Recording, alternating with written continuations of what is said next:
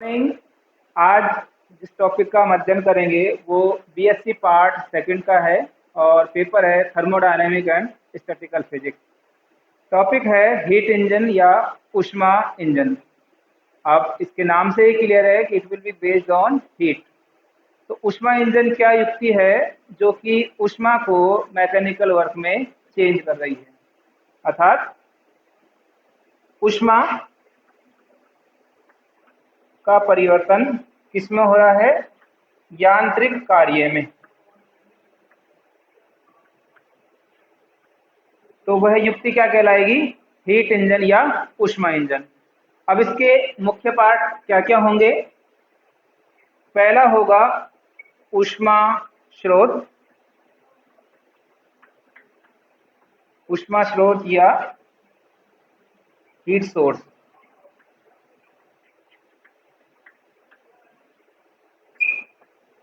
अब ऊष्मा स्रोत के रूप में हम क्या लेंगे? एक ऊष्मा भंडार को लेंगे।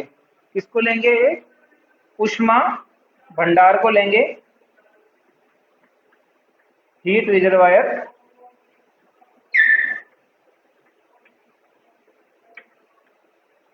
जिसका तापमान सपोज T1 है, T1 केल्विन।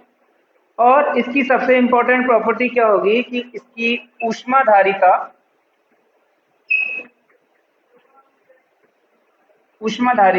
अनंत होगी।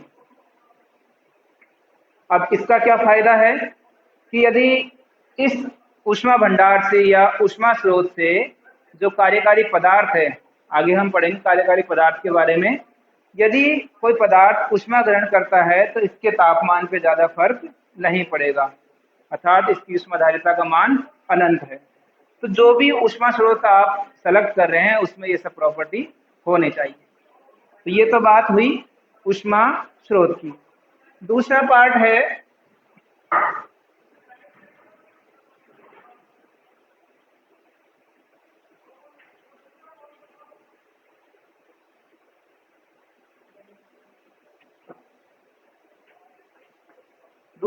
है यांत्रिक व्यवस्था। यांत्रिक व्यवस्था तथा कार्यकारी पदार्थ। यांत्रिक व्यवस्था तथा कार्यकारी पदार्थ की ऊष्मा इंजन को कार्य करने के लिए किस प्रकार की मैकेनिकल अरेंजमेंट की आवश्यकता है और कौन सा पदार्थ काम में लेंगे। तो इसके लिए क्या होगा?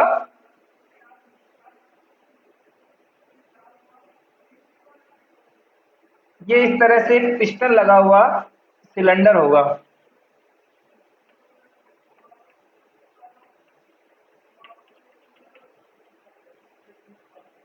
इस तरह से ये आपका पिस्टन है और ये आपका सिलेंडर है।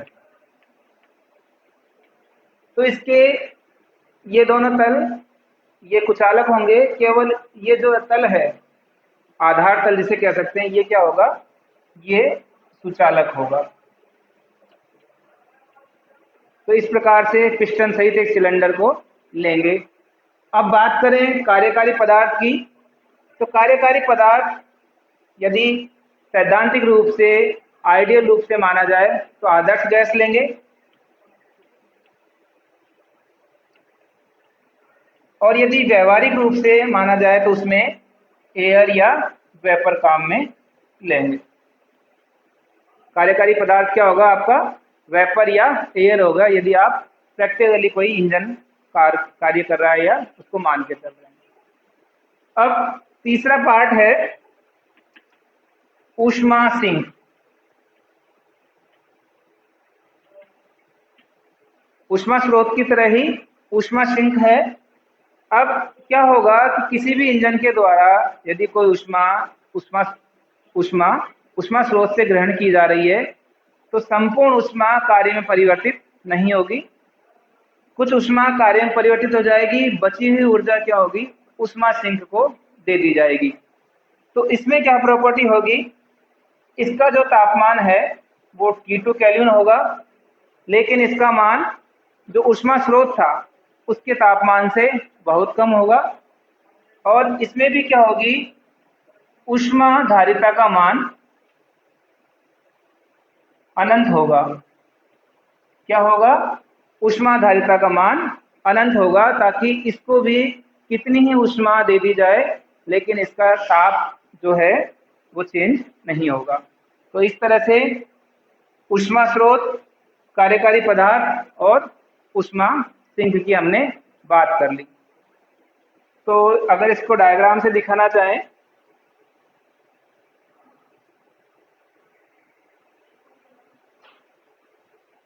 ये T1 केल्विन ताप पर कोई सोर्स है, इससे ऊष्मा Q ग्रहण की गई, कोई कार्य W किया गया और T2 केल्विन पर Q2 ऊष्मा सिंक को दे दी गई।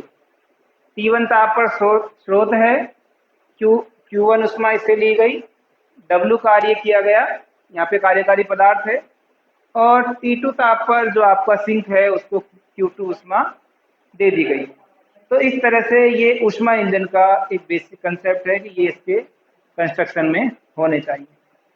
अब नेक्स्ट पार्ट है ऊष्मा इंजन की दक्षता, कि जो आपने ऊष्मा इंजन लिया है उसकी दक्षता क्या होगी।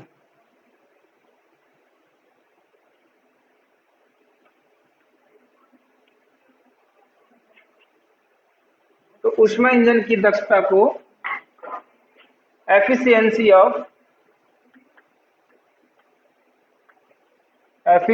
Of heat engine,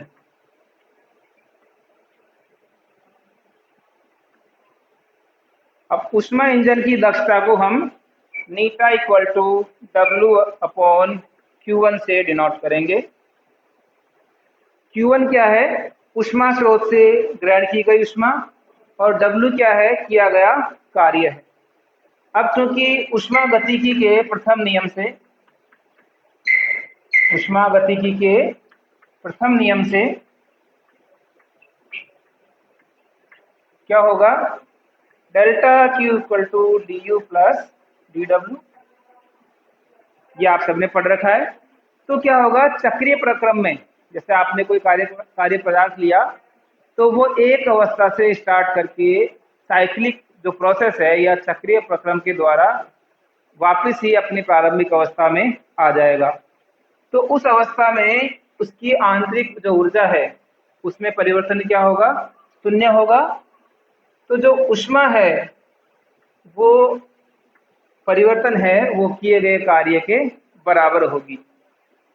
del Q equal to Q1 minus Q2 equal to dW। तो जो कार्य है वो ऊष्मा के अंतर के बराबर होगा, इसलिए नीटा का मान Q1 minus Q2 upon Q1, और we can write 1 minus Q2 upon Q1। This is the efficiency of heat engine. Percentage में इसको लिखना चाहे तो नीटा equal to 1 minus Q2 upon Q1 into 100। अब यहाँ देखिए जो दक्षता है वो किस किस पे डिपेंड कर रही है? Q2 अपॉन Q1 पर।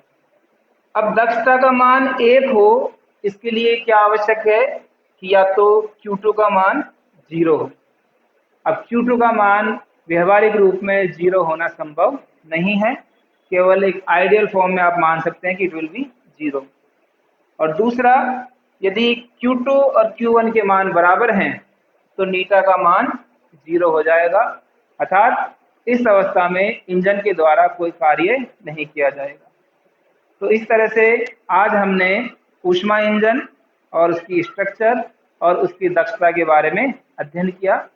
नेक्स्ट वीडियो में आइडियल इंजन, जो कि कारणों ने माना है कि किस तरह से इंजन की दक्षता को हम 100% मान सकते हैं, उसके बारे में अध्ययन करेंगे।